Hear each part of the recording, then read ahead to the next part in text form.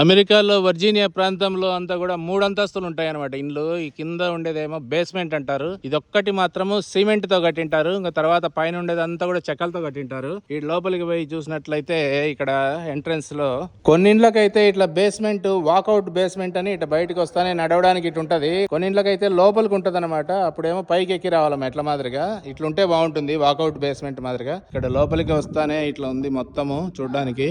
ఈ హాల్ అంతా పెద్దగా ఓపెనింగ్ మాదిరిగా ఉంది. తర్వాత ఇక్కడ చూసినట్లయితే ఇక్కడ ఒక బెడ్రూమ్ ఉందన్నమాట. Guest bedroom, 5th 6th bedroom, 6 బెడ్రూమ్లలో ఇది ఒక బెడ్రూమ్ అనమాట. దీనికి ఫుల్ బ్యాత్ మాదిరిగా ఇక్కడ ఒక ఫుల్ బ్యాత్ ఉంది. తర్వాత ఇక్కడేమో ఇంకొక క్లాజెట్ మాదిరిగా ఉంది.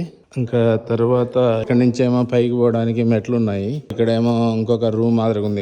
ఇక్కడంతా కూడా ఎయిర్ కండిషనింగ్ సెటప్ చేస్తా ఉన్నారు మొత్తం.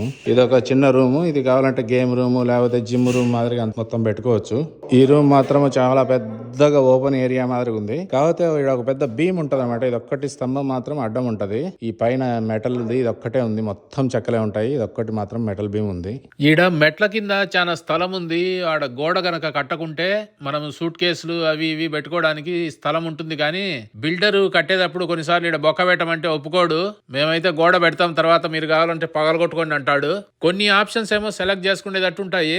పెద్ద పెద్ద స్ట్రక్చరల్ చేంజెస్ అయితే ఒప్పుకోరు. ఇల్లు సొంతంగా కట్టించుకుంటే మేలంటారా లేకపోతే కాంట్రాక్టర్ కి ఇచ్చి కట్టించుకోవడం మేలంటారా?